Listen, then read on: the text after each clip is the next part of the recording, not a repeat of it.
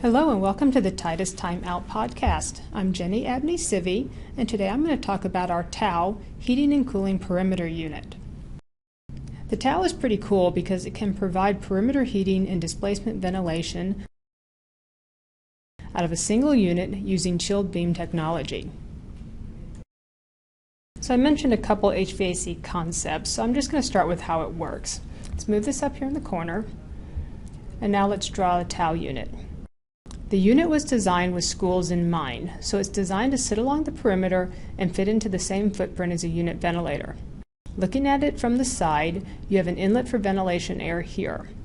There are two water coils, one for cooling and one for heating, and it kind of has a divider plate in here. I said that the TAO uses chilled beam technology. It has nozzles like a chilled beam that shoot air into a cooling and heating plenums. This creates a low pressure area inside the unit that draws air into the face of the TAO and over either the cooling or heating coil. The majority of this air mixes with the ventilation air in this area down here, and the rest of the air mixes with the air up here in the heating section. Now in the cooling section, the air comes in, it mixes with the ventilation air and leaves the diffuser at a low velocity like a displacement ventilation diffuser. In the heating chamber, the air mixes with the air in the top half and goes up the perimeter, providing perimeter heating in the winter. So when you need cooling, only the cooling coil is on and you provide cooling through displacement ventilation while you wash the perimeter glass with room temperature air. In heating, only the heating coil is on, so this provides heat up the perimeter glass and provides ventilation air into the space. So now several TAO units can be positioned along a perimeter wall in a classroom to handle the heating and cooling needs of the space. It would look something like this.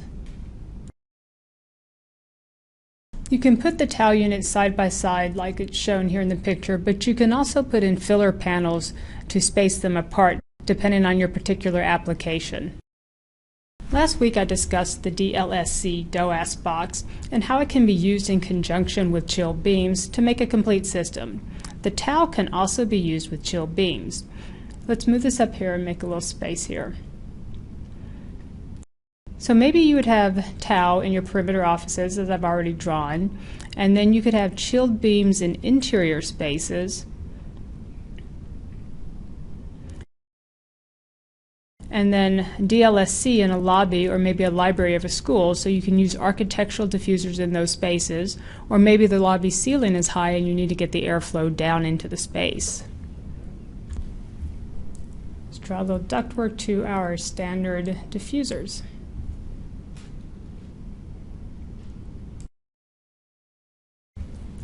I need just a little more room. We often see the TAO, DLSC, and chill beams applied to the same building because the ventilation air and water systems are the same.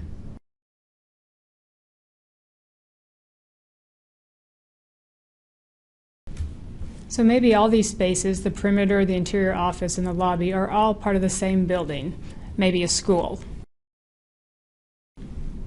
So we have the TAO on a school up in Fargo, North Dakota, and they sent us a screenshot of their BMS system showing how the system was operating. So I thought this is kind of cool and wanted to show it. Up here we have the outside temperature where it is a frigid negative 1.6 degrees Fahrenheit. Down here we have the discharge temperature of 114 degrees, providing the perimeter heat. We've got about 65 degrees providing displacement ventilation into the interior, and the space temperature is about 72 degrees. The beauty of using the TAO is that you can separate your perimeter from your interior zones using a single unit. Okay, so that's how the cool new TAO works. Don't forget to subscribe to our YouTube channel, and thanks for taking the time out with us.